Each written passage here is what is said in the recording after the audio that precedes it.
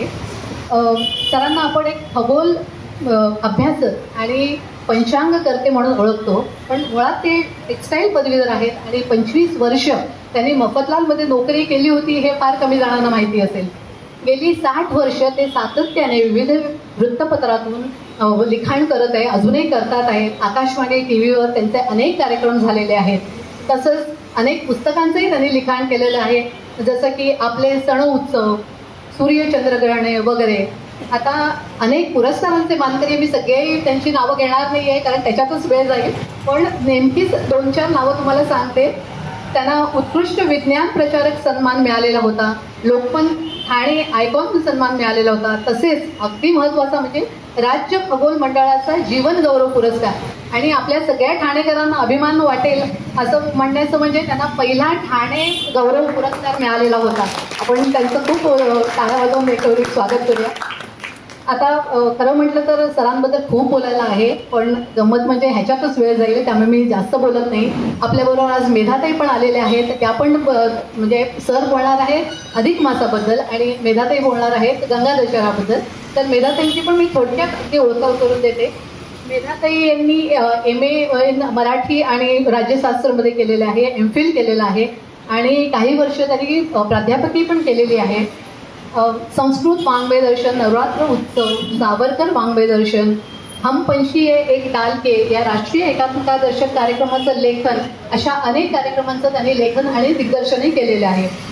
भगवद्गीता 18 अध्यायांचे श्लोकवार स्पष्टीकरण, मेघदूत, कौरव कुळातील स्त्रिया आणि सत्यस्थिती, भारतीय सण उत्सव वगैरे विविध विषयांवर त्यांनी पण व्याख्यानं दिलेली आहेत, वृत्तपत्रातनं लेखन केलेलं आहे. आणि अजून एक सांगायची गोष्ट म्हणजे त्यांची अनेक पुस्तकं प्रकाशित झालेली आहेत. तुम्हाला माहितीच आहे की मागे ते आपल्याकडे आले होते तेव्हा आपण त्यांची पुस्तकं विक्रीसाठी सुद्धा ठेवलेली होती.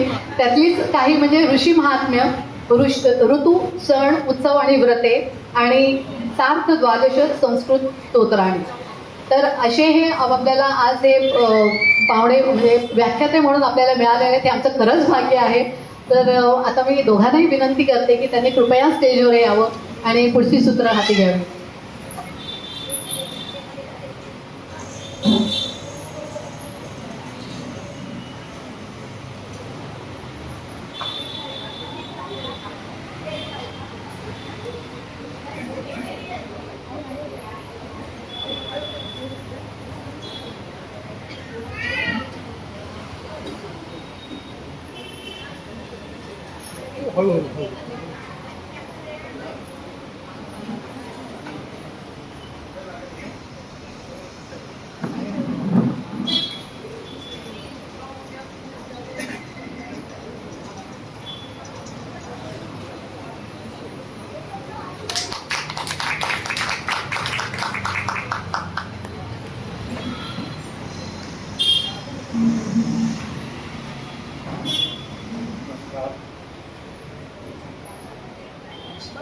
नमस्कार.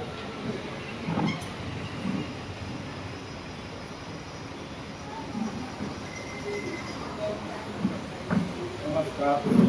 वक्रतुंड महाकाय सूर्य. हॅलो.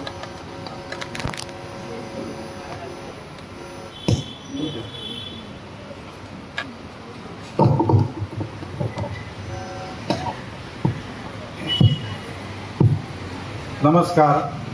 वक्रतुंड महाकाय सूर्यकोटी समप्रभ निर्विघ्नं कुरु मे देव शुभकार्येषु सर्वदा.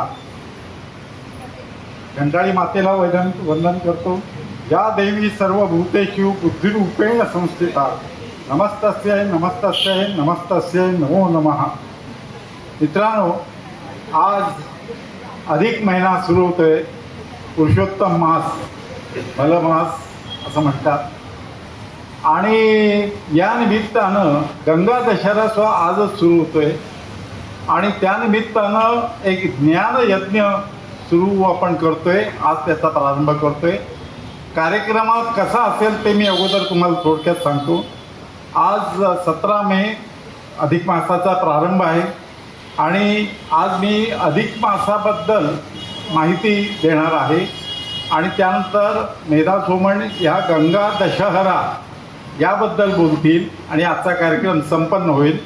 उद्या संत ज्ञानेश्वर या विषयावरती मी बोलेन. परवा 19 मेला वसिष्ठ ऋषी आणि विश्वामित्र ऋषी याबद्दल संपूर्ण 1.5 तास मेधाताई बोलतील. त्यानंतर संत नामदेवांवरती मी बोलणार 20 तारखेला. 21 तारखेला भगवान परशुरामावरती मेधा सोमण बोलतील. 22 तारखेला संत एकनाथांवरती मी बोलेन. त्यानंतर 23 तारखेला योगेश्वर याज्ञवल्क्य आणि समर्थ रामदास, खूप मोठं कार्य आहे ते मेधा सोमण बोलतील. त्यानंतर 24 मेला संत तुकारामांवरती मी बोलेन. त्यानंतर 25 तारखेला सोमवारी संपन्न होणारे, त्या दिवशी गंगा दशहरा, त्या दिवशी गंगा अवतार आहे, त्या दिवशी आर्य चाणक्य या विषयावरती मेधा सोमण बोलतील. मला कल्पना आहे, तुम्हाला पण कल्पना आहे की विषय खूप मोठा आहे आणि 1-1.5 तासात तो संपूर्ण करायचा आहे, परिणामकारक व्हायला पाहिजे. त्याची सुरुवात अगोदर मला सांगायची आहे. हे का करायचं, आपण का हे करतोय, हा ज्ञानयज्ञाचा फायदा काय, फायद्याशिवाय आपण कुठली गोष्ट करत नाही, तसा फायदा काय, तर आपल्यात चांगला बदल व्हायला पाहिजे आहे. त्याच्यापेक्षा उद्या फरक पडला पाहिजे आपल्या स्वभावामध्ये, आपल्या वागण्यामध्ये, आणि तो फरक पडण्यासाठीच आपण ईश्वर पूजा करीत असतो. ईश्वराचे गुण आपल्या अंगी यायला पाहिजेत यासाठी ईश्वर पूजा करतो. नाहीतर पूजा म्हणजे केवळ कर्मकांड करून उपयोग नाही. देवीची पूजा करतो का, तर देवी टाइम मॅनेजमेंट कसं करावं महिलांना माहिती आहे, देवीला माहिती आहे. किती राक्षसांचा वध केला, ते जसं देवीची पूजा करताना आपल्यात देवत्व यायला पाहिजे, देवीत्व यायला पाहिजे यासाठी करायची असते पूजा. तसं आपण हे संतांचं चरित्र किंवा ऋषीमुनींचं चरित्र अभ्यासताना आपले डोळे आपल्याकडे पाहिजे, आपल्यात बदल होऊया. दाद जसं गंगेमध्ये स्नान केल्यानंतर आपलं शरीर पवित्र होतं, तसं आपण या ज्ञानयज्ञामध्ये केवळ श्रवण सुख घेऊन आपल्यात बदल व्हायला पाहिजे. आता आज पहिलाच दिवस आहे, मी जास्त सांगत नाही, आपण विषयाला सुरुवात करूया. पण त्यापूर्वी आपल्यात कोणता बदल व्हायला पाहिजे आजपासून. आज गंगा दशहरा आहे आणि आज अधिक मासाचा प्रारंभ आहे. आता तुम्ही मला सांगा, आज रविवार आहे, आता उद्या सकाळपासून सूर्योदयापासून केलं तरी चालेल. पहिली गोष्ट, 10 गोष्टी मी सांगतोय अगोदर. पहिली गोष्ट म्हणजे कुठलंही काम पुढे ढकलायचं नाही. लक्षात घेईल, सोपी गोष्ट आहे. आपण काय करतो, काम पुढे पुढे ढकलत असतो, काम पुढे ढकलायचं नाही. संत कबीरांनी म्हटलंय, काल करे तो आज करा, आज करे वो आप पलमय परले होगी भोरी करेगा कब. आयुष्य कमी कमी होतं एक दिवसांनी, तेव्हा कुठलंही काम पुढे ढकलायचं नाही. पहिली गोष्ट. 10 गोष्टी आहेत, सोपं आहे. दुसरी गोष्ट, स्वतःची तुलना दुसऱ्याशी करायची नाही आयुष्यात. स्वतःची तुलना स्वतःशी करायची. काल मी कसा होतो, आज मी कसा आहे, उद्या कसा होणार आहे. स्वतःशी तुलना स्वतः करायची, दुसऱ्याशी करायची नाही. दुःख पदरी येतं. तिसरी गोष्ट, नकारात्मक दिघे बोलायचं नाही, वागायचं नाही. निगेटिव्ह नको, पॉझिटिव्ह. का नाही होणार, होऊ शकतं. इम्पॉसिबल शब्दाचं स्पेलिंग सुद्धा आहे I am possible. Nothing is impossible.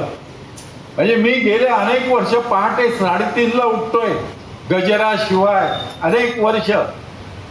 शक्य आहे वयाच्या 84व्या वर्षी. लक्षात घ्या, कठीण काही नाही. चौथी गोष्ट, स्क्रीन जपून वापरायचा. तुम्हाला मी सांगायला पाहिजे ना, व्हॉट्सअप फॉरवर्ड करणं, हे ते फेसबुक, स्क्रीन कमी वापरायचा, कमीत कमी वेळ. आता पुढच्या पिढीला हे घरी जाऊन सांगा, नातवाला.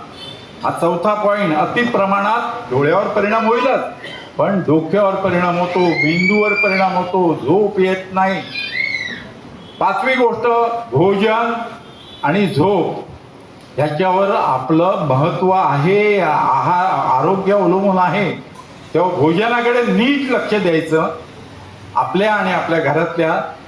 आणि दुसरी गोष्ट झोप, विश्रांती वेळेवर आणि व्यवस्थित पाहिजे. 6वी गोष्ट शारीरिक हालचाल करायला पाहिजे. बसून सगळी कामं होत नाही आणि करू नये. 7वी गोष्ट वैयक्तिक आर्थिक स्थितीकडे दुर्लक्ष करायचं नाही. पैसा हे साधन आहे, साध्य नाही. हे जरी खरी असलं तरी पैशाशिवाय काही मिळत नाही. महागाई वाढते, तो आपल्या आर्थिक स्थितीकडे, विशेषतः पूर्वी दुकानात गेल्यानंतर यादी देत होतो, आता मॉल संस्कृती आली. आता आपण मॉलमध्ये गेल्यानंतर नको असलेल्या गोष्टी घरात आणतो, कारण दिसतात, आकर्षक वाटतात. शो केसमध्ये ठेवलेल्या वस्तू आकर्षक वाटतात. अरे घेऊन जाऊया, कधीतरी उपयोग होईल.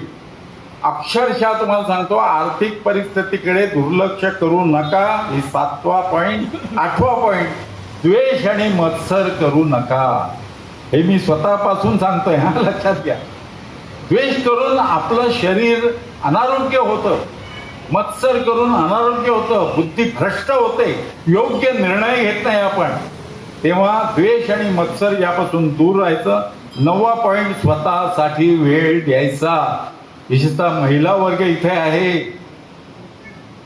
मला मुद्दाम सांगायचं आहे, कुटुंबासाठी ठीक आहे आयुष्यभर केलं, काय गंमत आहे माहिती का, कुटुंबासाठी करतात, इतरांना शिकवायला जातो आपण आणि आपण तसेच राहतो.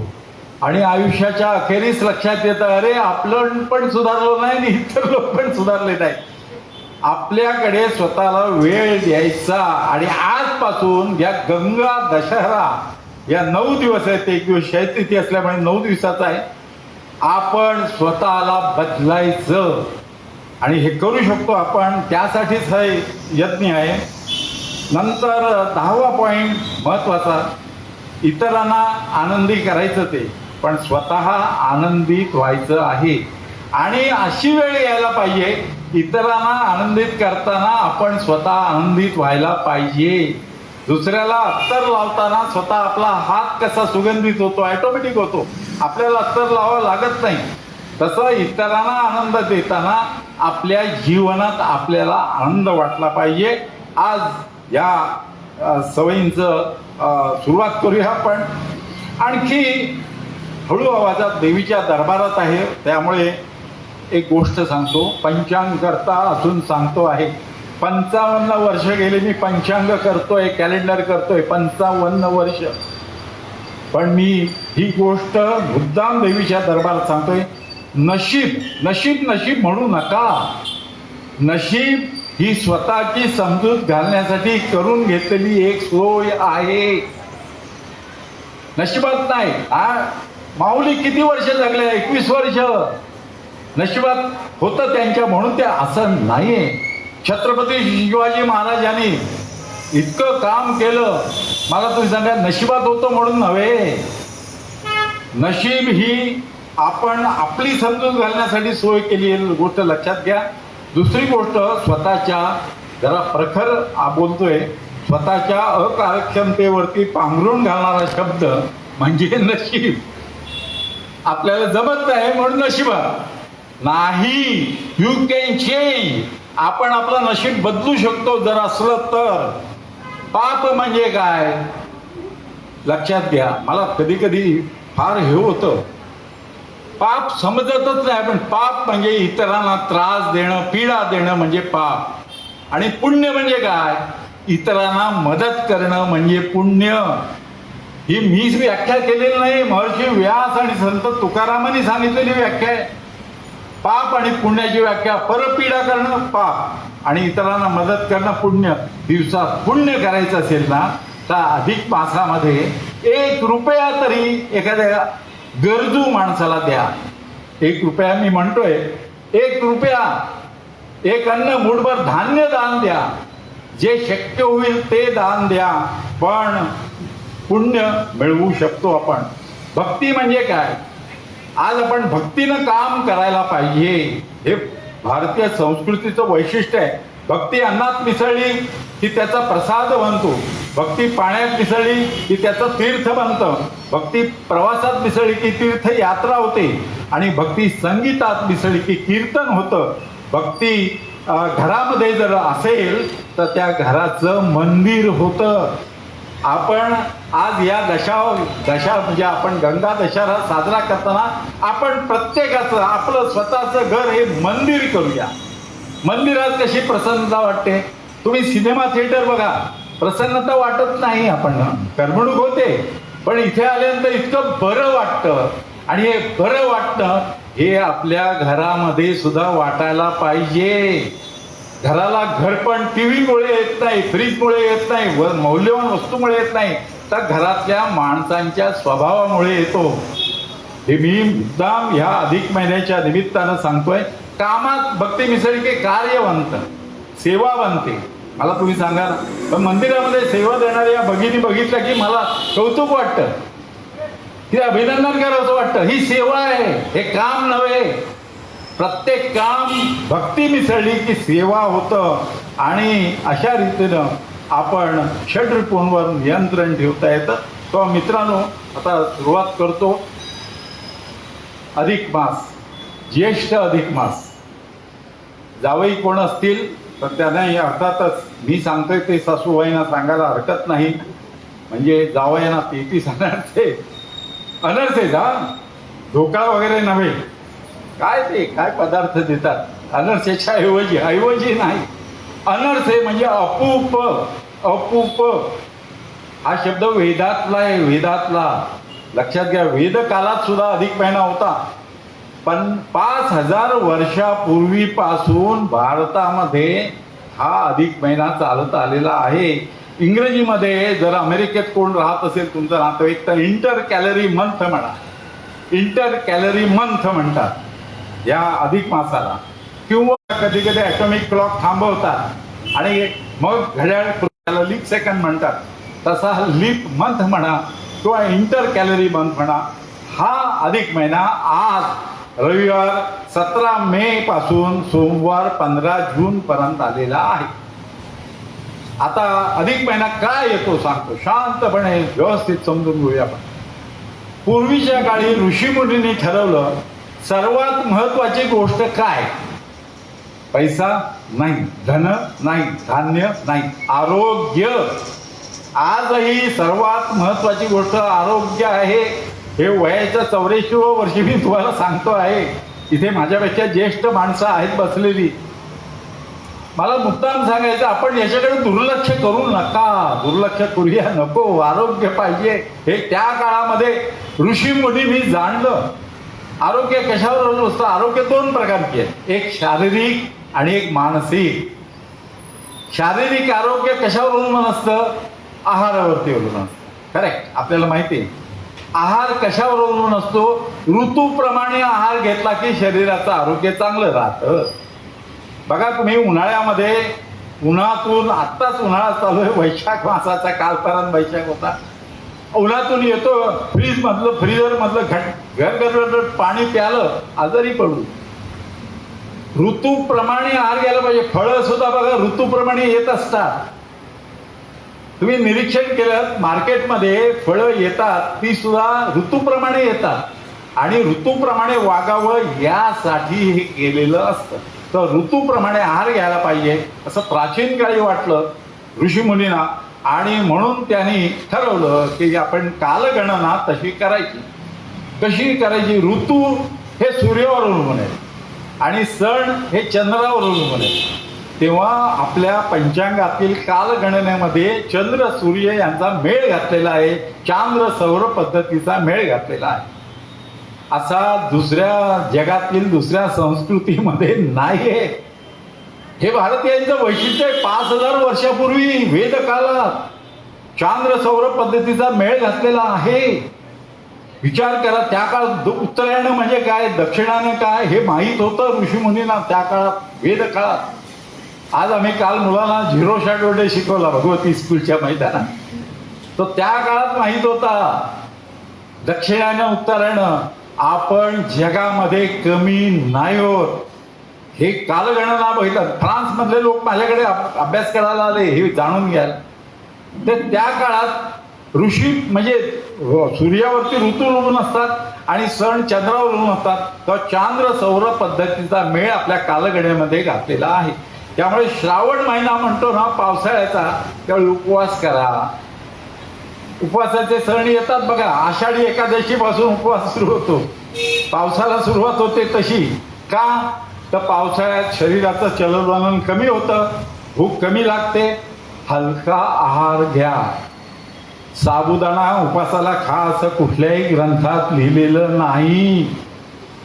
बटाटा खा असं लिहिलेलं. बटाटा भारतीय नव्हे, साबुदाणा हा सुद्धा भारतीय नव्हे.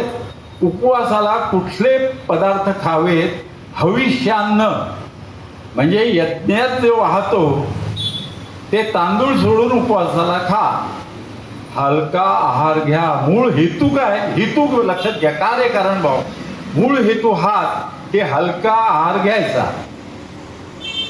लक्षात घ्या किती वेळ किती विचार केलेला आहे. हे खा ते खा. उद्या मॅकडोनल्ड मध्ये पिझ्झा मिळायला लागला उपवासाचा तरी लोक खातील. उपवासाचा पिझ्झा आणला. अरे काय उपवास, डायटिंग. तरुण वर्गाला पटेल. आजकाल जाडं व्हायचं नाही, बारीक व्हायला पाहिजे, डायटिंग करतात. सॅलड खायचं, हा ठीक आहे. तेव्हा उपवास करा.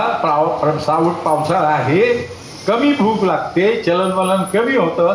हा त्यामागचा उद्देश आहे. तब्येत चांगली राहील, हा एक उद्देश. आणि दुसरं, पूर्वीच्या काळात गावातलं धान्य संपायचं. श्रावण महिना शेवटी येतो, भाद्रपदात धान्य तयार होतं, अश्विन महिन्यात घरात येतं. तो गावातलं धान्य संपू नये यासाठी सुद्धा ऋषीमुनींनी विचार केला असेल. त्या काळात ही उपवास करा, एक वेळ जेवा, उपवास करा, म्हणजे गावातलं धान्य सर्वांना पुरेल आणि अश्विनात नवीन धान्य येतं. बघा किती विचार केला. आणि दिवाळी थंडीमध्ये येते आणि थंडीमध्ये यायलाच पाहिजे. पावसाळ्यात दिवाळी आली तर कसं होईल? नाही का? दिवाळीत जे पदार्थ आहेत, लाडू करंज्या वगैरे, पावसाळ्यात कसं करणार? पचणार कशा? भूक नाही लागत. तेव्हा थंडीमध्ये दिवाळी येते. याचं कारण थंडी ऋतू, थंडीतला ऋतू, शिशिर ऋतू आणि दिवाळी. किती किती मला सांगा ना, याच्या मागे तत्वज्ञान किती समजून घेतलं की लक्षात येतं. त्यानंतर मकर संक्रांती थंडीमध्ये येते, संक्रमण सूर्याचं. आणि त्यावेळी तीळ गुळ लाडू खा आणि एकमेकाला शुभेच्छा. नंतर त्याला जोडलेलं आहे पुण्य मिळेल हे सुद्धा सांगितलेलं आहे उपवासाचं. लक्षात घ्या, पुण्य मिळेल म्हणून या आशेने तरी उपवास करतील आणि आरोग्य शरीराचं चांगलं राहील. किती विचार केलाय मला सांगा ना ऋषी मुनी त्या काळात. पुण्य मिळेल. काय काय लोक म्हणतात, त्यांना तो विचार असेल त्या काळामध्ये ऋषीमुनींना, आम्ही गरीब आहोत, आम्हाला इतके दुःख आहेत, कुठे पुण्य मिळत आहे? या जन्मात नाही, पुढच्या जन्मात मिळेल या आशेवर तरी तुम्ही उपवास करा. गेल्या जन्मात केलंय त्यामुळे ह्या जन्मात तुम्हाला भोगावं लागतंय. लक्षात घ्या, प्रत्येक प्रश्नाला ऋषीमुनींनी उत्तर दिलेलं आहे. आपण वैज्ञानिक दृष्टिकोनातून ते समजून घ्यायला पाहिजे. म्हणून दिवाळी थंडीत भूक जास्त लागते, तेल तुपाचे पदार्थ होतात, बाधत नाही.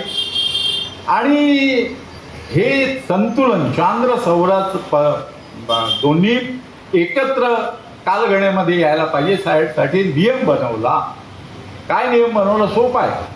मीन राशीत सूर्य असताना ज्या चांद्र महिन्याचा प्रारंभ होतो त्याला चैत्र म्हणायचं.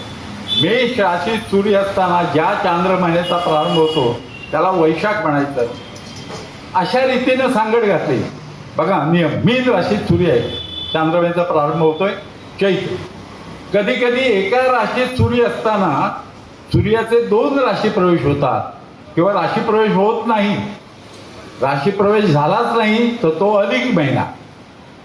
आता आजपासून सुरू होणारा 30 दिवसाचा जो महिना आहे ज्येष्ठ अधिक, त्याच्यात सूर्याचा राशी बदल होत नाहीये म्हणून हा अधिक महिना. आणि दुसरा तो निज महिना. अशा रीतीनं हे सांगड घातली जाते. बघा तुम्ही, सोपी साधी व्याख्या आहे. आणि मनाचं आरोग्य कशामुळे राहतं? उत्सवामुळे. आता इथेच बघा ना, मंदिरात एकत्र येण्याला आनंद वाटतो.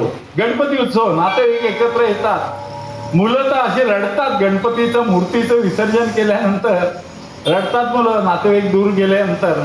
उत्सवात आनंद दुःख चिंता विसरतो. आरती म्हणताना देवीशी किती एकत्र येतो आपण, एकत्र मिळून आरती म्हणतो, किती आनंद वाटतो.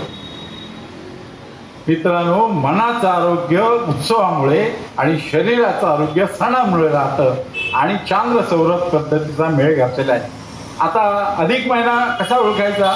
ज्या महिन्यामध्ये राशी बदल सूर्याचा होत नाही तो अधिक महिना.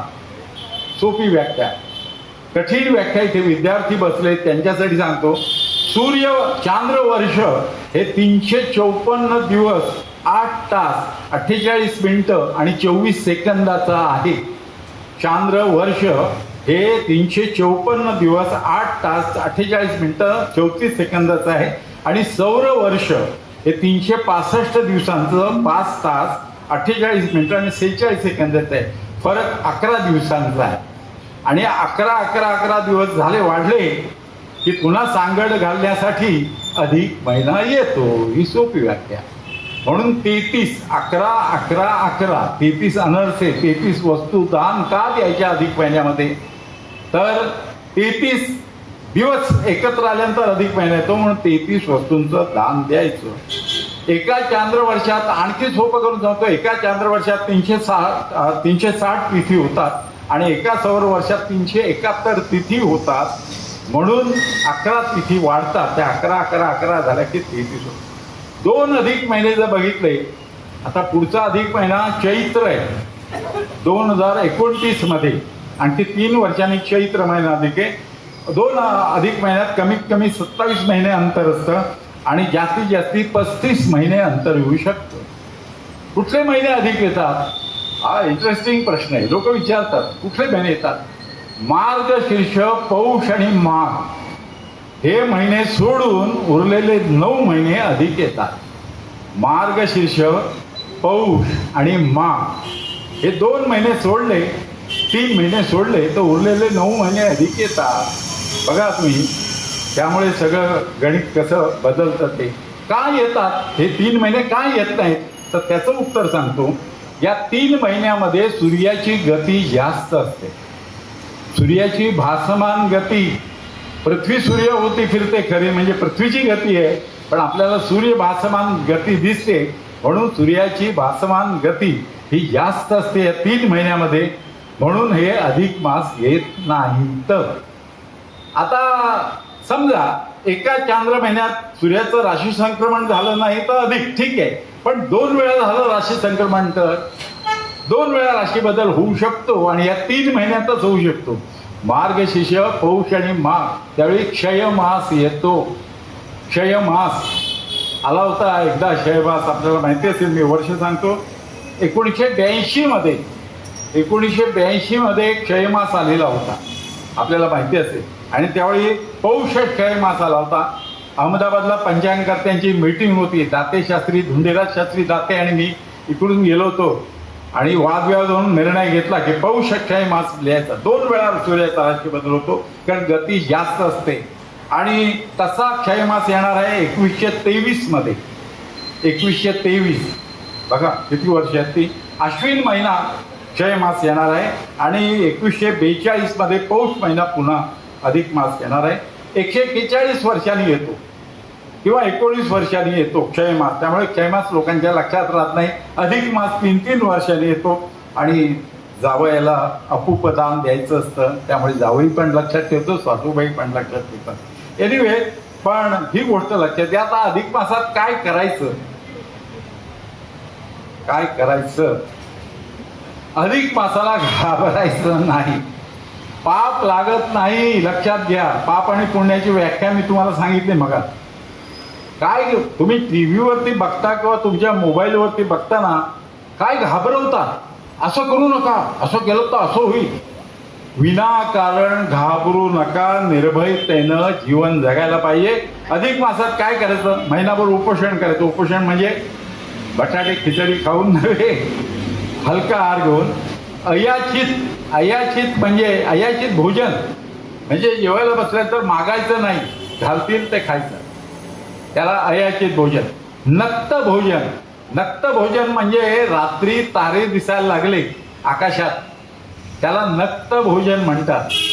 नक्त भोजन करायचं म्हणजे रात्रीच्या वेळी एकदाच जेवायचं किंवा एकभुक्त राहायचं, एकदाच खायचं. हे का सांगितलं आहे? शरीर हलकं पाहिजे, मांद्य असता कामा नये. कारण ईश्वरी उपासना करायची, विष्णूची उपासना करायला सांगितलं. विष्णूची उपासना, आणि ती उपासना करताना मांद्य नको, शरीर हलकं पाहिजे म्हणून हे सांगितलेलं आहे. आता एक दिवस तरी उपवास करा, उद्या व परवा किंवा दशहरा संपल्यानंतर करा. शक्य असेल तेवढं करायचं आहे. आणि काय करायचं? दीपदान करायचं. दीप लावायचा घरात रोज 1 महिनाभर. शक्य आहे, अशक्य नाही. तर ते सांगितलेलं आहे. गंगा स्नान करायला गंगेच्या काठावरच्या लोकांना सांगितलं आहे. अपूप दान करावं. अपूप हा शब्द वेदात आहे, लक्षात घ्या. त्यात वेदकाळात अपूप म्हणजे अनर्थ. हे विष्णूला दान द्यायचे आहे. विष्णू, कारण हा देवता विष्णू आहे. विष्णू सहस्त्रनाम म्हणा, यांना शक्य होईल त्यांनी. हा अधिक महिन्यावर असं करायचं आहे, हा वाईट नाही आहे. आता विष्णूला आपोप नैवेद्य दाखवायचा आहे. पण जावई हा विष्णू समान असतो. आपली कन्या ही लक्ष्मी असते. आपली कन्या ही लक्ष्मी असते, लक्षात घ्या.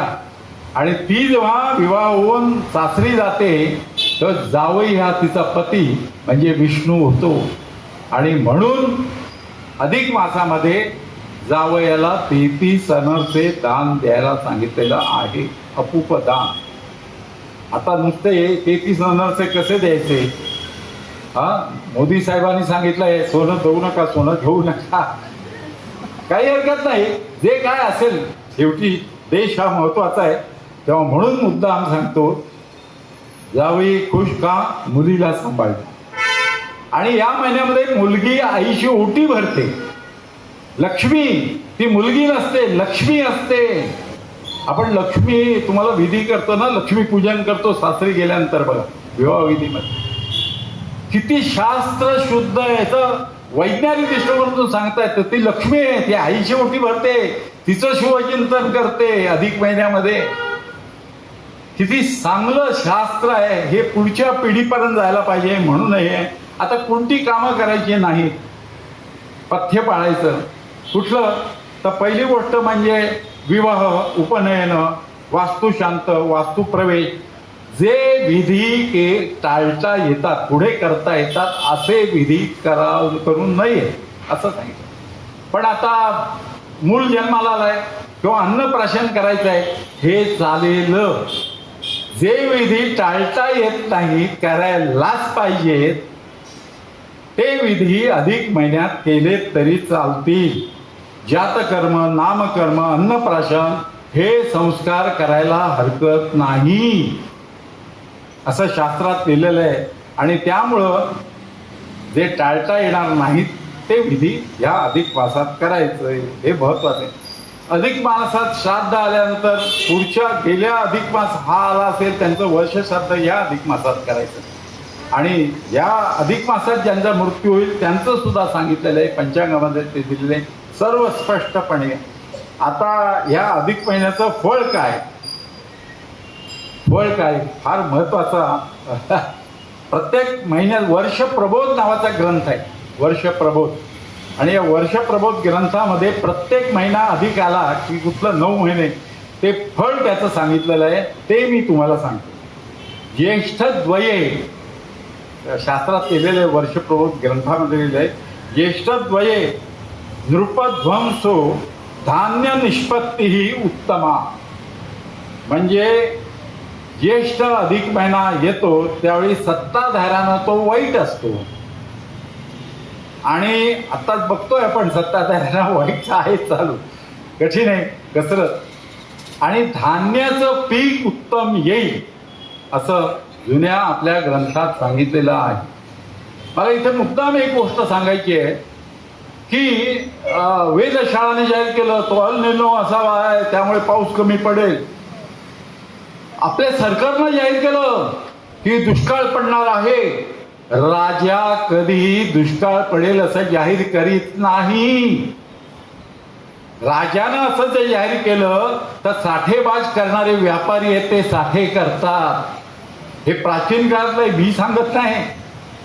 राजा कधीही दुष्काळ गावात पडेल असं जाहीर करत नाही, पण या सरकारनं केलं दुष्काळ पडणार यावर.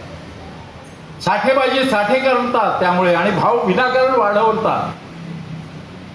खरं म्हणजे सरकारनं सांगायला पाहिजे दुष्काळ पडणार नाही, आपण चिंता करू नका. म्हणजे साठेबाजी हे सांगायला पाहिजे. आणि लिहिलंय ग्रंथामध्ये ज्येष्ठ अधिक महिना येतो त्यावेळी धान्य जास्त येतं, विपुल प्रमाणात येतं लिहिलेलं आहे. मी माझ्या पदरचं सांगत नाही. लक्षात घ्या, तेव्हा धान्य निष्पत्ती उत्तम धान्य निष्पत्ती होणार आहे. इथे जो कोण व्यापारी असतील त्यांनी साठेबाजी करू नका, महागाई होणार नाहीये हे सांगायला पाहिजे राजाने. खरं म्हणजे पण काय बोलायचं, काय चाललंय आज समाजामध्ये. भोंदू साधू बघितलेत की आज आम्ही संतांबद्दल बोलतोय, हे बोलताना सुद्धा कधी कधी असं वाटतं अरे काय त्या काळात किती क्लेश झाले असतील त्या साधूंना, आपल्या ऋषींना त्या काळात. ते सांगायसाठी आम्ही हा प्रयोजन आहे. तेव्हा अशा रीतीने आता पुढचा अधिक मास येणार आहे. पुढच्या 100 वर्षाचा अधिक मास काढलेले माझ्याकडे आहेत. एक म्हणजे 2029 मध्ये चैत्र अधिक महिना आहे. आता इथे बघा, चैत्र अधिक महिना आला तर अधिक महिन्याच्या शुक्ल प्रतिपदेला, चैत्र शुक्ल प्रतिपदेला गुढीपाडवा करायचा आहे. 2029 मध्ये गुढीपाडवा हा चैत्र शुक्ल प्रतिपदेलाच करायचा आहे. रामनवमीचे कीर्तनच असतील, महिनाभर चालवावं लागतील. अधिक महिनाभर कीर्तनकार कोण असतील तर लक्षात ठेवा. तर रामनवमी ही नंतर येणार आहे पुढच्या निज मासात. हनुमान जयंती 1 महिन्यानी येणार आहे, 1.5 महिन्यानी गुढीपाडव्यापासून. लक्षात घ्या. तसंच ज्येष्ठ महिन्यामध्ये गंगा दशहरा हा पहिल्या दिवशी अधिक ज्येष्ठ शुक्ल प्रतिपदेला करावं असं लिहिलेलं आहे. म्हणून आज गंगेबद्दल मेधासोमण सांगणार आहेत. ते त्यासाठी हे 2 गोष्टी अपवाद आहेत की पहिला दिवस हा महत्वाचा वर्षाचा गुढीपाडवा म्हणजे, आणि आज गंगा दशहरा जो आहे तो आजपासून सुरू होतोय. आणि यावेळी क्षय तिथी आहे आणि त्यामुळे षष्ठी आणि सप्तमी, त्यामुळे 9 दिवसांचा हा गंगा दशहरा आहे. तेव्हा अशा रीतीनं आपण हा अधिक महिना करणार आहोत. मी तुम्हाला कार्यक्रम सांगितलेला आहे. आपण आज आता गंगावताराबद्दल मिसेस सोमण बोलतील, आणि तुम्हाला काही प्रश्न असतील तर नंतर विचारायला आपण 5-10 मिनिटं ठेवू. प्रश्न विचारायला हरकत नाही, कारण शेवटी मनातील प्रश्नांचं निराकरण व्हायला पाहिजे. इथून बाहेर पडताना 5 गोष्टी सांगतोय आत्ता अगोदर संपायच्या आधी, त्या सोप्या आहेत लक्षात ठेवायला. पहिली गोष्ट, आजपासून आता आज घरी गेल्यापासून चेहरा हसरा ठेवा, smiling face. Animals they never smile. तुम्ही बघितलंय का कुत्रा हसताना बघितलाय? बैल हसतोय दुसऱ्या बैलाकडे बघून नाही. मंदिरात येताना हसतमुख यायला पाहिजे. मंदिरातून जाताना माणसं हसायचं विसरले ना, हसणं विसरूनच जातील. तेव्हा इथे आजी आलेली आहेत, आजोबा आलेले आहेत, त्यांना सुद्धा घरी गेल्यानंतर जेव्हा तुमचे घरची माणसं बघतील ना, जरा स्माईल करा, हसरा चेहरा करा. आज त्यांना आश्चर्य वाटेल, अरे काय दाखरू सोम, माझं नाव सांगितलं तरी हरकत नाही, चेहरा हसरा करायला सांगितलाय म्हणून मी हसतो. तुम्ही बघा, तुमचे पतिराज कामावरून भावून आले, हसरा चेहरा असेल बरं वाटेल की नाही? महिला आपली मुलं शाळेत येताना हसरा चेहरा असेल बरं वाटेल की नाही? बरं. Smiling face is a gift given by God और क्रिएटर, पण आपण वापरत नाही. तो पहिला पॉइंट, 10 पॉइंट कराच, पण पहिला पॉइंट चेहरा हसरा. दुसरी गोष्ट, नीट ऐकून घ्या आजपासून. दुसरा जेव्हा बोलतो ना, आता घरी गेल्यानंतर कोणतरी उद्या परवा बोलतील, शांतपणे ऐकून घ्या. आपण वी आर क्रिएटिंग प्रॉब्लेम्स ऐकून न घेतल्यामुळे. तुम्ही डॉक्टरकडे गेल्यानंतर डॉक्टर सांगता इथे दुखतंय तिथे दुखतंय, डॉक्टर बघा ऐकून घेतो, आणि जो ऐकून घेतो ना आपलं तो जवळचा वाटतो की नाही सांगा? लक्षात घ्या, किती सायकोलॉजिकल आहे, साधं सोपं आहे. शांतपणे ऐकून घ्या. याचा फायदा काय होतो, त्याला असं वाटतं आपण जवळचे आहोत आणि आपल्याला उत्तर द्यायला, विचार करायला वेळ मिळतो. फार महत्वाचं आहे. पहिलं स्माइलिंग फेस, आता जरा हसरे चेहरे दिसत आहेत श्रोत्यांचे. दुसरं काय की ऐकून घ्या. आता 1.5 तास ऐकताय तुम्ही, पण घरी गेल्यानंतर सो ऐकून घ्या. तिसरी गोष्ट, नीट बोला. कोणाशीही बोलताना कसं बोलायचं, नोकरांशी बोलताना सो आजकाल मोलकरणी, खरं सांगू का, त्या गृहिणीची तब्येत कधी बिघडते, मोलकरणीने दांडी मारली की महिलेची तब्येत बिघडते. आज सगळं अवलंबून राहिलेलं आहे. आपण तिच्याशी बोलताना सुद्धा आदरयुक्त बोलायला पाहिजे, नोकर म्हणून नव्हे. उरलेली भाजी द्यायची नाही. आपण जेवण करायच्या अगोदर भाजी तिला द्यायची. तिचं पान अगोदर वाढा. अधिक महिन्यात 1 दिवस तिने विचारलं काय झालं, दाखरू सोमणाने सांगितलंय तुझं पान अगोदर वाढा, म्हणून आम्ही जेवण. सांगा, हरकत नाही. 1 दिवस वाढत, तिला आश्चर्य वाटेल या महिन्यामध्ये, अरे आपली रोज भांडी घासते पण कधीही विचारत नाही, आज ती आपलं पाच अगोदर वाढते. किती मला सांगा, किती आनंद वाटेल तिला, आत्मीयता वाटेल त्या घरची भांडी. साधी गोष्ट आहे. तेव्हा पहिला पॉईंट चेहरा हसरा, दुसरा पॉईंट नीट ऐका, तिसरा पॉईंट नीट बोला, आणि चौथा पॉईंट चूक झाली तर कबूल करा. चूक झाली कबूल करायला पाहिजे. आपण दडवतो, लपवतो. लपवल्यामुळे आणखी प्रॉब्लेम. तर मुलं हसतात, आजीला विचारतात प्रश्न, आजीने चुकीचं सांगितलं ते गुगलवरती सर्च करतात आणि आजीला हसतात. ते आजीला कळत नाही, पण ते मुलं आपापसात हसतात. चूक कबूल करा. आणि 5वा पॉईंट, पती पत्नी, मी न म्हणता आम्ही म्हणा. मला इथे नाहीत आता, डॉक्टर रानडेंचं कौतुक वाटतं. त्यांना मी विचारलं, हे काय एवढं बदल कसा केला? मी केला कधी म्हणत नाही, आम्ही केला. किती फरक केला देवळामध्ये, या मंदिरामध्ये. मी सांगतो किती वर्ष. थोडक्यात पैसे मिळतात, चांगलं प्रामाणिकपणे काम करणाऱ्या माणसाला पैसे मिळतात. का आम्ही झिरो शॅडो डे केला, ते एका डॉक्टर आहेत, नगराध्यक्षाबाई आहेत, त्यांनी सगळ्यांना हे दिलं, सरबत दिलं, पाण्याच्या बाटल्या दिल्या 150 लोकांना. काणेसाहेब इथे आहेत, त्यांनीच ठरवलं. मला तुम्ही सांगा, पैसे मदत करणारे लोक आहेत, काम करणारे लोक पाहिजे. डॉक्टर म्हणतात मी केलं नाही, आम्ही हे मंदिर असं करतोय. तेव्हा 5वा पॉईंट, मी न म्हणता आम्ही म्हणा.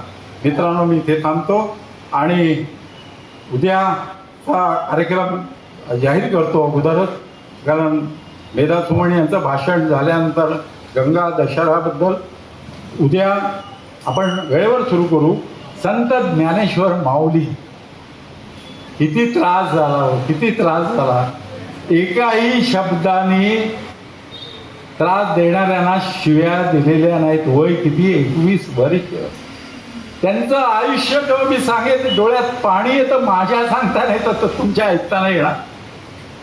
काय माणसं असतात आणि त्यांची ओळख कशाला करून घ्यायची, आपल्यात चांगला बदल व्हायला पाहिजे यासाठी. धन्यवाद. मिसेस मेधा सुमन यांना विनंती करतो त्यांनी गंगा दशहराबद्दल बोलावं.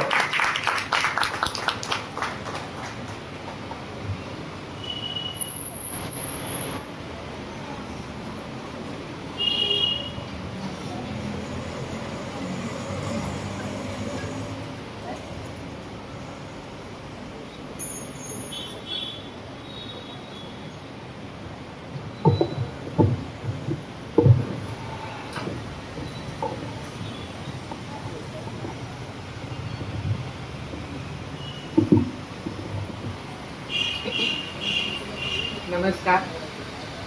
गणेशाला वंदन करते, घंटाळी मातेला वंदन करते आणि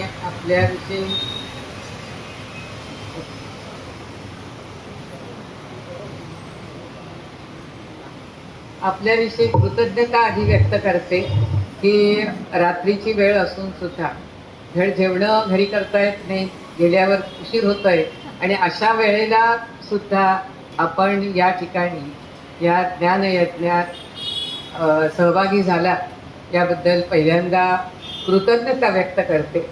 आज पहिल्यांदा आपण अधिक महिन्याबद्दल, अधिक ज्येष्ठ महिन्याबद्दल पंचांगकर्त्यांनीच आपल्याला सगळं सांगितलेलं आहे. मी आज सांगणारे फक्त गंगावतरण आणि गंगा दशहरा. हा गंगोत्सव हा ज्येष्ठ शुक्ल प्रतिपदेला येत आहे का?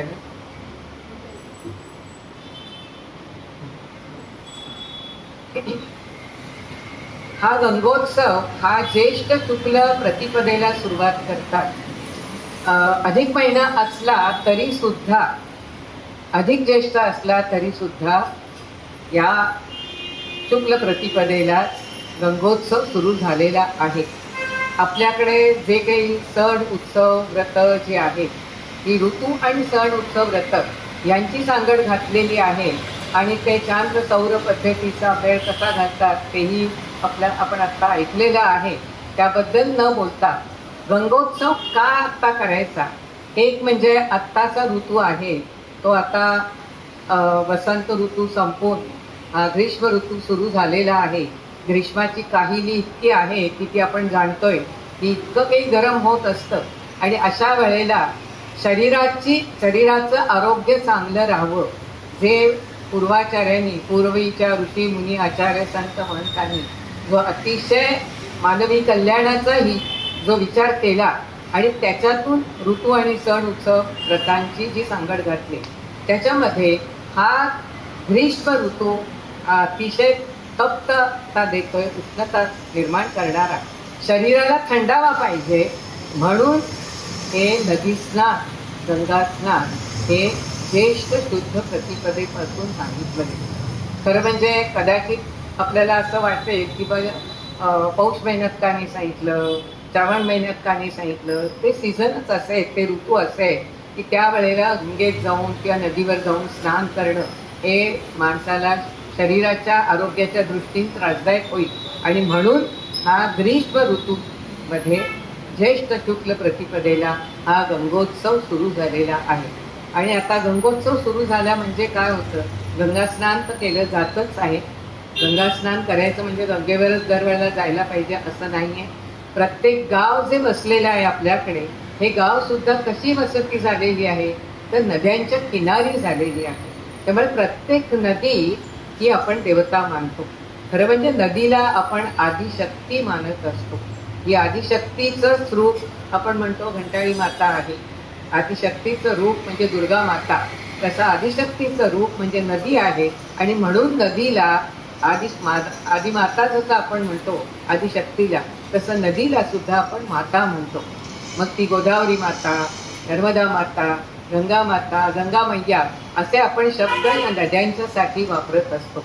आणि म्हणून ज्या ज्या वेळेला आपण नदीचं पूजन करतो ते आवर्जून या गंगा दशहरा या 10 दिवसात करत असतो. गंगेचं पूजन केलं जात असतं.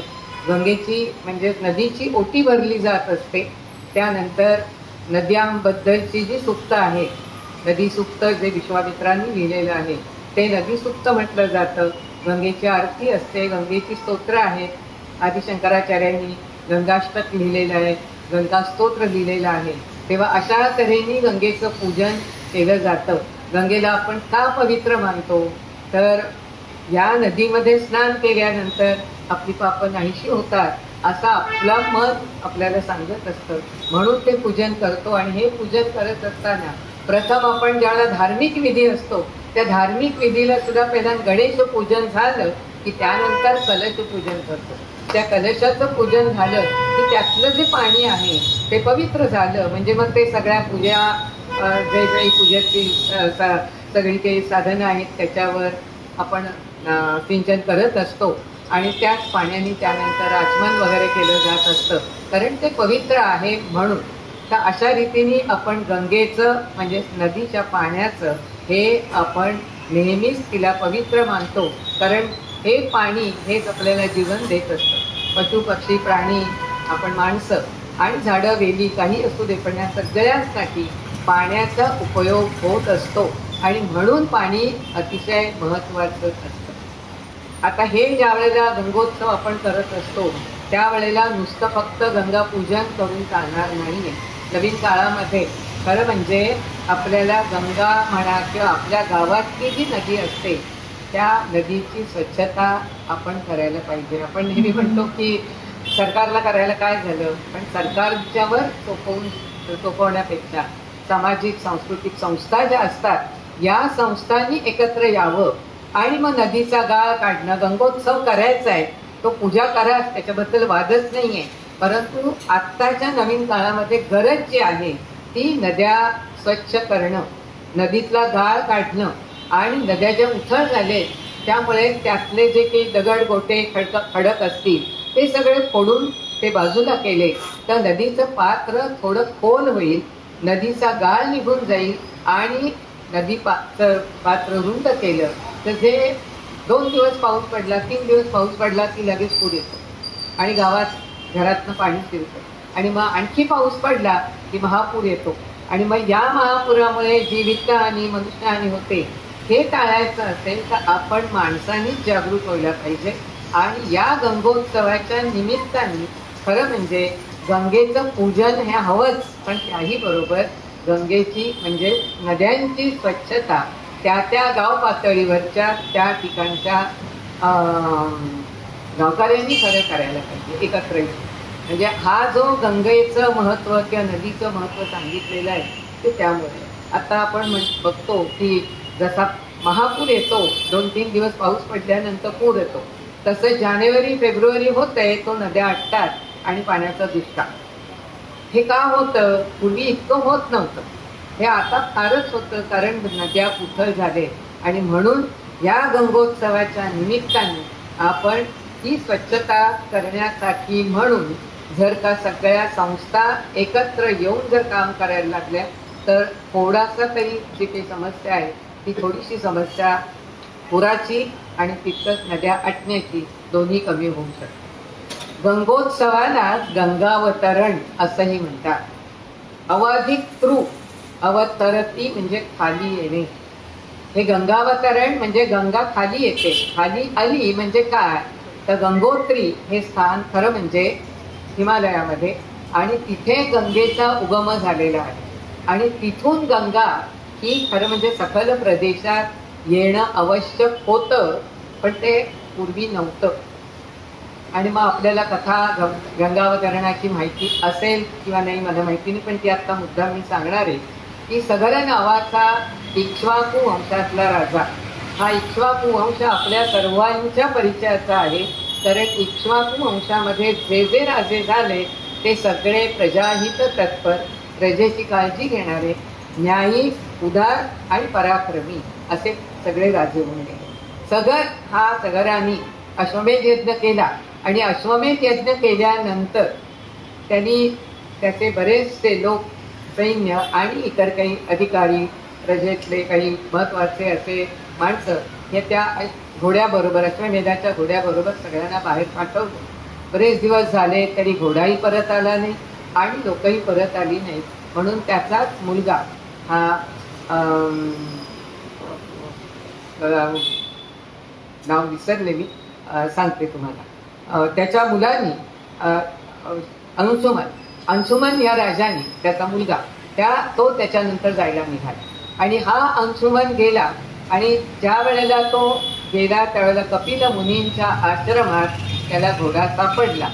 त्यांनी तो परत दिला, परंतु त्याच्याबरोबर घोड्याबरोबर असलेले जवळजवळ 50-60 हजार सैन्य आणि इतर माणसं जी होती ती मात्र सगळी युद्ध झालेली होती. त्यांची जी रक्षा होती त्यांनी सांगितलं की आता या सगळ्यांना शांत करण्यासाठी, पाणी देण्यासाठी हे जे गंगा आहे त्या गंगेचं पाणी तुम्ही आता सखल प्रदेशात आणण्यासाठी प्रयत्न करा. सगळ्यांनी प्रयत्न केले सगळ्याच्या काळात, त्यानंतर अंशुमननी प्रयत्न केले आणि एकच नव्हे तर सगळी प्रजा ही त्या कामाला रात्रंदिवस प्रयत्न चालू होते. आपल्याला म्हणजे सगरांनी केलं, अंशुमननी केलं, त्यानंतर त्याचा मुलगा दिलीप राजांनी केलं आणि त्यानंतर चौथी पिढी म्हणजे भगीरथ राजा. या 4 पिढ्या रात्रंदिवस गंगेचं पाणी सखल प्रदेशात येण्यासाठी सतत प्रयत्न करत होते. आता आपण इतके यांत्रिक आणि सगळ्या तऱ्हेच्या सोयी आपल्याला मिळालेल्या आहेत. एखादा डोंगरावर काही भाग हा करायचा असेल तर सुरुंग लावला की सगळं सपाट होऊ शकतं. एका क्षणात ते सगळं करता येतं. हा 5-7 हजार वर्षापूर्वीचा काळ. सगळी काही विज्ञानाचे ते काही शोध लागलेलेच नव्हते, परंतु असा काळ असताना हाताने दगड फोडणं जे काही साधन त्यांना मिळालेलं असेल त्या साधनाच्या साह्याने त्यांनी ते दगड वाटेमधले असलेले फोडले. आपल्याला काही वर्णन जे आपण ऐकतो की शंकराच्या जटेमधून गंगा खाली आली, त्यानंतर जन्नू ऋषींच्या आश्रमातून ती खाली आली. हे शंकराची जटा ह्याचा अर्थ काय तर हिमालयामध्ये असलेली जी झाडं झुडपं इतकी काही प्रचंड आणि घनदाट अशी की ज्या ठिकाणाहून आणि खडक ज्या ठिकाणाहून पाणी खाली येणं शक्य नव्हतं, मग ते सगळं बाजूला करणं आणि पाण्याला वाट करून देणं हे काम ह्या 4 पिढ्यांनी केलेलं आहे. सगर राजा, सगराचा पुत्र अंशुमन, अंशुमनचा पुत्र दिलीप राजा आणि दिलीपाचा पुत्र भगीरथ राजा. या 4 पिढ्यांनी आपल्याला माहिती आहे की इक्ष्वाकू वंशामध्ये आणखी दिलीपाचा पुत्र रघु हा अतिशय उदार आणि त्यामुळे ह्या इक्ष्वाकू वंशाला रघुवंश म्हणायला लागले. रघुचा मुलगा त्यानंतर अजयचा मुलगा दशरथ आणि दशरथाची मुलगे राम, लक्ष्मण, भरत, शत्रुघ्न. म्हणजे हा सगळा जो काही इक्ष्वाकू कुळ जे आहे वंश आहे यांनी प्रजेसाठी, प्रजेच्या कल्याणासाठी, मानवाच्या कल्याणासाठी फार मोठी कामं केलेली आहेत. आपण श्रीरामाचा अवतार ज्यावेळेला बघतो आणि श्रीरामाचं चरित्र बघतो त्यावेळेला श्रीरामाने त्या काळातला आतंकवाद नाहीसा होण्यासाठी कितीतरी दुष्ट राक्षसांना मारलेला आपल्याला तो इतिहासही माहिती. ह्या बाकीच्या लोकांनी, त्याच्या अगोदरच्या लोकांनी, रघुराजाचं किती उदार, त्या उदार असा की असेल नसेल ते म्हणजे युद्ध करायचं आणि आणलेलं सोनं नाणं काय ते असेल ते सगळं प्रजेला वाटून टाकायचं.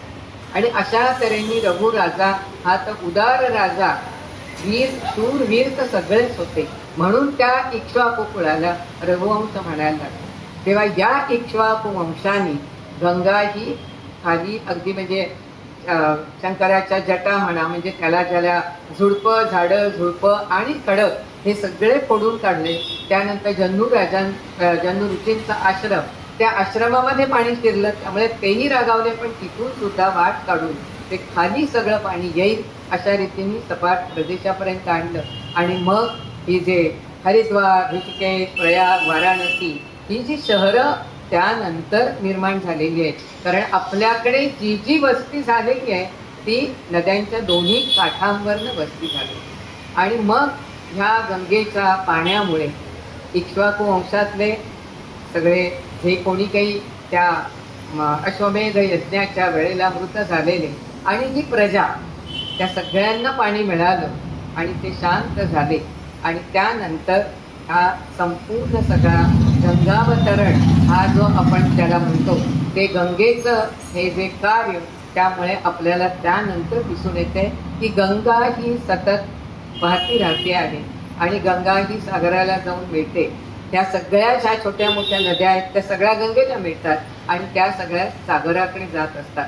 आणि असं हे गंगावतरण, आणि हे आपल्याला कदाचित माहिती असेल किंवा नसेल म्हणून मी मुद्दाम, कारण ह्या उत्सवाला गंगोत्सव जसं म्हणतात तसं गंगावतरण म्हणतात आणि गंगा दशहरा सुद्धा म्हणतात. आता हे गंगा दशहरा का म्हणायचं? हरती म्हणजे हरण करणे, नष्ट करणे. मग आता दशहरा म्हणजे 10 गोष्टींचा नाश करायचा. 10 गोष्टी काय? आपल्याला आपल्याकडे गुण जसे असतात तसे दोष सुद्धा असंख्य दोष आहेत. आता आपल्याला सांगितलेच त्यांनी काही की हे नाहीचं करायचंय, ते काढून टाकायचंय. तसे आपले जे दोष आहेत या गंगोत्सवाच्या निमित्ताने आपल्याला माहीत असलेले किंवा माहीत नसलेले सुद्धा असे दोष आपण काढून टाकायचे आहेत. मग आपले दोष कोणते असतात? एक म्हणजे अहंभाव, की मी केलं तर तो अहंभाव काढून टाकायचा. दुसरी गोष्ट म्हणजे आणखी आळस असतो. आता हाच जर आपण विचार केला, इक्ष्वाकू वंशामध्ये सलग 4 पिढ्यांनी हे काम केलं. एखाद्या पिढीने जर केलं नसतं, सगळ्यांनी सुरुवात केली, अंशुमन राजा म्हणाला असता वडिलांनी केले मी नाही केलं तर काय झालं, काय होणार आहे. पण नाही, एकापाठोपाठ 4 पिढ्या सतत सातत्याने ते काम करत राहिल्या म्हणून ती गंगा पृथ्वीवर आली, नाही तर ती सपाट प्रदेशापर्यंत आली नसती. आणि म्हणून आळस हा आपल्या देहातून काढून टाकायचा. तिसरा आणखी दोष म्हणजे आपण द्वेष मत्सर हा द्वेष मत्सर करून आपली प्रगती होत नाही. आपल्या प्रगतीसाठी आपल्याला मेहनतच करायला पाहिजे. म्हणून द्वेष मत्सर असूया हे सगळं मनातून काढून टाकायचं. आणखी एक म्हणजे हिंसा. आपल्या हातून हिंसा होते, एक शारीरिक हिंसा, एक मानसिक हिंसा. मारणं एखाद्याला ही शारीरिक हिंसा झाली, परंतु आपण काहीतरी कठोर बोलतो, अपमानकारक बोलतो, 4 लोकांच्यात काहीतरी त्याला बोलल्यानंतर ते शल्य त्या माणसाच्या मनामध्ये इतकं टोचत राहतं की तो माणूस अपमानित होऊन अस्वस्थ होतो आणि हातून ते काम पण त्याचं होतं. आणि म्हणून हिंसा, शारीरिक हिंसा तशीच मानसिक हिंसा ही टाळायची. त्यानंतर खोटं बोलणं.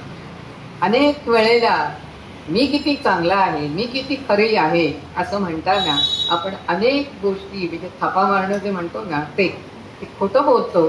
ते खोटं बोलणं टाळायचं. आणखी म्हणजे दुराग्रह. आग्रह असावा, परंतु दुराग्रह फार वाईट असतो. त्यामुळे त्या दुराग्रहामुळे अनेक वेळेला मी म्हणेन तसंच झालं पाहिजे. आपल्याला कुटुंबात नाही करता येत तर सामाजिक काम करत असताना मी म्हणेन तेच झालं पाहिजे असं जर आपण म्हणायला लागलो तर ते कामच होत नाही. म्हणून दुराग्रह जो आहे तो आपल्यामधला काढून टाकायचा आहे. वासना, आता त्यांनी सांगितलं की भोंदू साधू किंवा भोंदू माणसं इतकी समाजामध्ये वाढले आणि इतरही अनेक बारीक सारीक कारणावरनं इतक्या संधी मिळाली की 3-4 वर्षाची मुलगी सुद्धा सुटत नाही. म्हणजे अशी आज अवस्था झाली. इतकी ती वासना, कामना इतके म्हणजे लडबडलेली मनं झालेली आहेत. ती वासना मनातली काढून टाकायला पाहिजे. यानंतर बेफिकिरी जी आहे ती बेफिकिरी. मला काय करायचं आहे तो करेल, जाऊ दे नदी ते उथळ झाली तरी मला काय करायचं आहे, मी उंचावर राहतोय ना असं नाही म्हणून चालेल. प्रत्येक वेळेला आपल्याला त्या त्या गोष्टीचा विचार करायला लागतो. आणि शेवटी राग, क्रोध, अनेक गोष्टी आपण रागावतो आणि बऱ्याच वेळेला रागाने काहीतरी फेकून द्यायचं, रागाने बोलायचं. त्यामुळे राग जो आहे तो राग काढून टाकायचा. असे हे 10 साधारण प्रत्येकाच्या मध्ये असलेल्या दोषांचं मी आता हे केलं. ह्याहीपेक्षा असंख्य दोष आपल्याकडे असतात, परंतु ते काढले जात नाहीत. गंगा दशहरा जे आहे, या गंगा दशहराच्या निमित्ताने आपण हे सगळे मनामधले असलेले, आपल्या देहामध्ये असलेले हे दोष काढावेत. ते दोष जरी एक एक जरी निघत गेला तरी सुद्धा गंगोत्सव साजरा केल्याचं एक पुण्य आपल्याला मिळेल. गंगेमध्ये, नदीमध्ये स्नान केलं की पाप नाहीसं होतं. 9:15 संपायचे, 5 मिनिटं जास्त झाले, पण तरी आणखी 2 मिनिटं मी घेते. गंगेमध्ये किंवा नदीमध्ये स्नान केल्यानंतर पाप नाहीसं होतं असं म्हटलं जातं. आणि म्हणून भाविक लोक गंगेमध्ये किंवा नदीमध्ये स्नान करतात. त्या स्नानाबद्दलचा सुद्धा काही माझा काही आक्षेप नाही आहे, परंतु मला एक कथा आठवली आत्ता म्हणून मला सांगायचे की एका स्त्रीने गंगेमध्ये जाऊन स्नान केलं आणि गंगेमध्ये स्नान केल्यानंतर गंगेला तिने विचारलं, गंगा मैया मी आता स्नान केलंय तेव्हा माझं सगळं पाप तू स्वीकारलंस ना? तेव्हा गंगा मैयाने उत्तर दिलं, अगं मी काही इतकी मूर्ख आहे का तुझं पाप स्वीकारायला? मी काय केलं, ते सगळं वेगाने गेले आणि समुद्राकडे देऊन टाकलं. मग ही स्त्री सागराकडे गेली आणि सागराला विचारलं की सागरा, तू माझं पाप गंगामाईने दिलेलं ते तू स्वीकारलंयस का? तो सागर पण म्हणाला, अगं मी काय बेयात केलंय की काय तुझं पाप स्वीकारायला? मग काय केलं त्या पापाचं? ते आता पाण्याची वाफ होते ना इतकी उन्हाळ्यात, त्या वाफेबरोबर मी वरती पाठवलंय. आता त्या वाफेचे ढग होतील आणि मग ढग काय करतील ते मला माहिती. मग ती ढगालाही विचारते, ढगा तू आता काय करणार माझ्या पापाचं? मी तुझ्याकडे गंगामैयाला दिलं, गंगामैयानी सागराकडे दिलं, सागराने तुझ्याकडे वाफेच्या द्वारे पाठवलंय, तर तू ते स्वीकारलंस ना? तेव्हा ढगाने उत्तर दिलं, अगं हो, आत्ता थंडावा लागला ना की मी वर्षाव करणार आहे आणि तो वर्षाव जो आहे तो तुझ्यावर त्याची वृष्टी होणार आहे. आणि त्यामुळे मनात तिच्या आलं की अरे म्हणजे मी पाप नाहीसं करण्यासाठी गंगा मैद्यात स्नान केलं, परंतु पुन्हा ते पाप माझ्याकडेच आलंय. तेव्हा गंगेमध्ये स्नान करून पाप नाहीसं होतं असं नाही. आपण पाप करायचंच नाहीये. हे जे गंगा दशहरामध्ये आपण जे सगळे दोष जे बघितले, हे दोष जर आपण काढून टाकले तर मला वाटतं की गंगेमध्ये स्नान करण्याची सुद्धा वेळ आपल्याला येणार नाही. मग आपण नुसतं जरी जय गंगे भागीरथी असं म्हणून घरात जरी स्नान केलं तरी ते गंगेचंच पाणी जे आहे आपल्याला मिळतं ते नदीचं पाण्याचीच सगळी नळामधनं येत असतं. तर त्या नदीचं पाणी मिळाल्यानंतर त्या नदीमुळेच आपण त्या पाण्यानेच पुन्हा पावन होणार आहोत. तेव्हा आत्ता आपण गंगावतरण, गंगा दशहरा आणि गंगोत्सव याबद्दल थोडक्यात मी तुम्हाला सांगितलं. उद्या आता आपल्याला ज्ञानेश्वर माऊलींच्या बद्दल आपल्याला ऐकायला मिळणार आहे. आणि परवाच्या दिवशी वसिष्ठ ऋषी, विश्वामित्र ऋषी आणि यांचं मनोमिलन झाल्यानंतर रामराज्याची कशी स्थापना झाली तो सगळा विषय थोडा मोठा होणार आहे. पण तरीसुद्धा आपण 8ला सुरुवात करूया म्हणजे तो विषय 9:15पर्यंत आपल्याला थांबवता येईल. तेव्हा आज आपण या ठिकाणी आलेले आहात. आजच्या यात पहिलं प्रश्न असते. काही प्रश्न असले तर विचारा, चालेल. आपण ह्या ज्ञानसत्रात सामील झालेले आहात. असेच 10 दिवस या आणि हे विविध विषय जे आहेत त्या विविध विषयांची आपल्याला माहिती करून घ्या. शंका काही असल्या तर विचारायला हरकत नाही.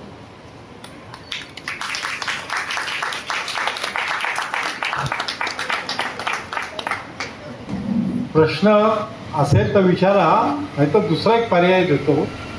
उद्या येताना प्रश्न लिहून आणा आणि तो माझ्याकडे द्या, म्हणजे मी त्याचं उत्तर देईन ह्या 10 दिवसामध्ये. खाली नाव नाही लिहिलं तरी चालेल. बघा, आपल्याला शुद्ध व्हायचं आहे या गंगा स्नानाने. याज्ञवल्क्य ऋषीने सांगितलेलं आहे. याज्ञवल्क्य काय सांगितलं आहे? नदी स्नानाने पाप जातं, पण नकळत घडलेलं पाप जातं, कळत घडलेलं पाप जात नाही. असं मी नाही सांगत आहे, याज्ञवल्क्य ऋषींनी लिहून ठेवलेलं आहे. पण आपल्याला वैयक्तिक ह्या कलियुगामध्ये प्रश्न असतात. अगदी विचारा, कुठलाही प्रश्न विचारा. नाव खाली नाही लिहिलं तरी चालेल. उद्या येताना आणा आणि मी त्याचं उत्तर देतो. मला विचारलं तरी चालेल, तुमचं दोघांचं भांडण होतं का कधी असं विचारलं तरी पण चालेल. हे बघा, आपल्याला बदलायचं आहे या गंगा दशहरामध्ये. त्यामुळे मनातील जे प्रश्न असतील ते ओपन आउट होऊया, मन खुलं करूया आणि प्रश्न कागदावरून तुमचं नाव न घेता त्या प्रश्नाचं मी उद्या उत्तर देईन. धन्यवाद. मी ह्या संस्थान आणि डॉक्टर रानडे यांचे आभार मानायला पाहिजेत पहिल्याच दिवशी, की खरं म्हणजे त्यानं जेव्हा म्हटलं काहीतरी करूया नवीन ह्या निमित्तानं आणि त्याप्रमाणे त्यांनी आम्हाला परवानगी दिली. खरं सांगू का, ज्ञानदान आम्ही करतो आहोत. आम्हाला ते माहिती आहे, ते इतरांना सांगावं.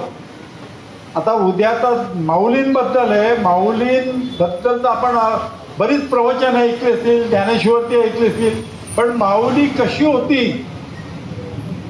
आपण जे माऊली असतो त्या काळात जास्त कल्पना करा, किती शिव्यांचा अध्याय लिहिला असते ज्यांनी त्रास दिला त्यांच्याबद्दल. जास्त कल्पना करा किती क्रोधित झालो असतो. संन्याशाची पोरं म्हटलं त्यांना. मला तुम्ही सांगा, हे सगळं आपण उद्या पाहणार आहोत. येताना हात रुमाल आणायला विसरू नका. डोळ्यात अश्रू आले तर पुसण्यासाठी, कारण तसंच माऊली आहेत. धन्यवाद.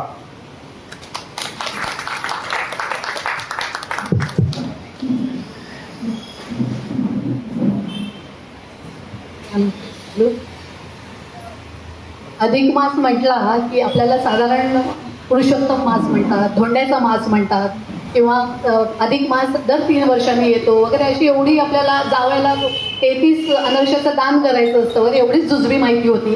पण अधिक मासाची शास्त्रीय म्हणजे दर 3 वर्षांनीच काय येतो त्याची शास्त्रीय माहिती सरांनी अगदी रसाळपणे आणि सोप्या पद्धतीने म्हणजे चांद्र सौर कालगणनेचा मेळ घालून घातल्यामुळे तो कसा दर 3 वर्षांनी येतो हे त्यांनी इतके छान आणि सोप्या पद्धतीने सांगितलं. काय करायला पाहिजे आणि कुठल्या गोष्टी टाळल्या पाहिजेत ह्याची पण त्यांनी छान त्याचं विवेचन केलं. म्हणजे खरं तर म्हणजे अपोपदान म्हणजे हा शब्द तर मी खरं तर पहिल्यांदाच आपल्यापैकी बऱ्याच जणांनी पहिल्यांदाच ऐकला असेल, पण तो वेदापासून चालत आलाय. आणि अनर्शाचं दान करतात त्याला अनर्से, आणि आपण विष्णूला ते पहिले दान करून नंतर आपल्या मुलीला जे लक्ष्मी स्वरूप आपण मानतो आणि त्याचं पण त्यांनी छानच त्याचं गणित मांडलं. आता ह्यांनी मेधाताईने सुद्धा गंगा दशहराबद्दल म्हणजे त्याला गंगोत्सव पण म्हणतात, गंगावतरण म्हणतात, ह्याच्याबद्दल सांगितलं. आणि गंगा दशहरा म्हणजे नुसतंच त्या म्हणाल्या तसं गंगेमध्ये स्नान करा, गंगा कलशाची पूजा करा, गंगेची पूजा करा असं नाही, तर त्याला एक सामाजिक त्यांनी पण त्याला एक काय म्हणू शकतो आपण सामाजिक बांधिलकी म्हणजे तुमच्या गावाची नदी असेल तर ती तुम्ही साफ करू शकता हे पण त्याने तो तिथं वेगळ्या पद्धतीने त्याच्याकडे बघितलं, ते पण खूप छान सांगितलं. आणि मुख्य म्हणजे काय 10 गंगा आपण जेव्हा म्हणतो की गंगा दशहरा तर तुमच्यातले जे 10 दोष आहेत ते तुम्ही दूर करायचे, हा त्याचा मुख्य गाभा आहे. म्हणजे आळस दूर करा, दुराग्रह टाळा, नंतर म्हणजे असे एकापुढे एक त्यांनी जी 10 सगळी आपल्याला जंत्री सांगितले, तर मला खात्री आहे आजपासून आपण निदान एकावर तरी आपण त्याच्यापासून सुरुवात करूया आणि त्याच्यावर काम करायला सुरुवात करूया. आज सर आणि मेधाताई दोघंही इथे आले आणि त्याबद्दल त्यांचे मनापासून हिंदू जागृती न्यास आणि घंटाई मंदिरातर्फे आभार मानते. खरं तर ही त्यांच्याकडे अजून ऐकतच राहावं असं वाटत होतं, पण आपल्याकडे वेळेची मर्यादा असल्यामुळे आपल्याला थांबावं लागतंय. मी श्रोत्यांचे पण खूप मनापासून आभार मानते, कारण जसं मेधाताई म्हणाल्या की वेळ अशी आहे की धड जेवणही करून येता येत नाही आणि आता गेल्यावर तर जेवण करायला उशीर होणार आहे, तरी तुम्ही सगळे एवढे मोठ्या संख्येने आत्ता शेवटपर्यंत थांबलात त्याबद्दल तुमचेही आभार. उद्या पण तुम्ही अशाच संख्येने उपस्थित राहा, तुमच्या नातेवाईकांना मित्रपरिवाराला पण घेऊन या. सरांनी सांगितलं त्याप्रमाणे उद्याचा विषय आहे संत ज्ञानेश्वर, तेव्हा उद्या पण नक्की या आणि या कार्यक्रमाची मजा घ्या. आणि आता सगळ्यांनी कॉफी घेऊनच घरी जायचं आहे.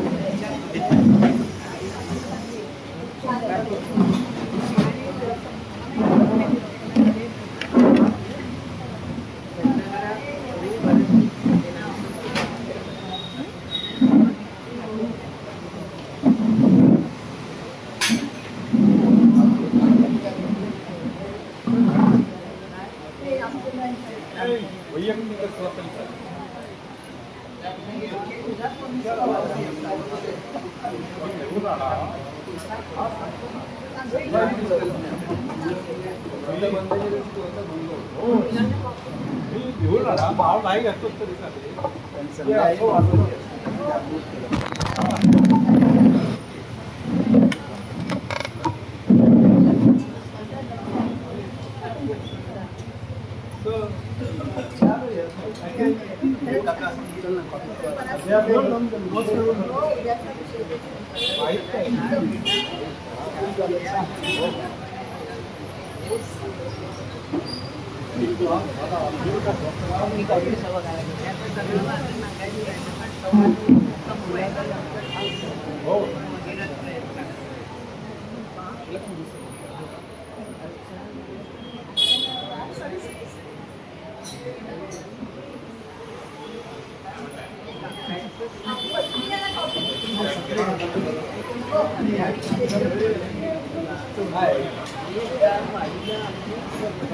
पाहिजे कॉलेज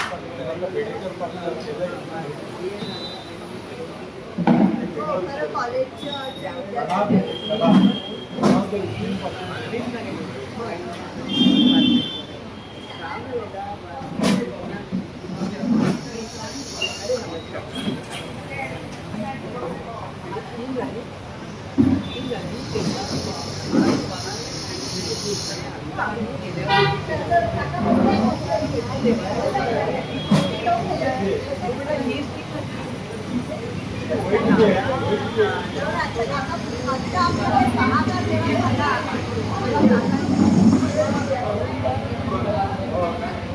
99 वर्षाचे दिवस जो शेड्यूल मी बघायला आलो 99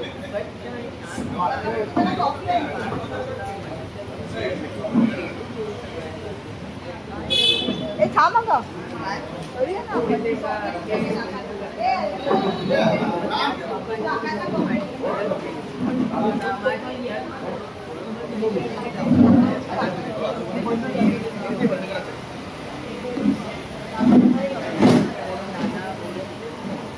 करायचं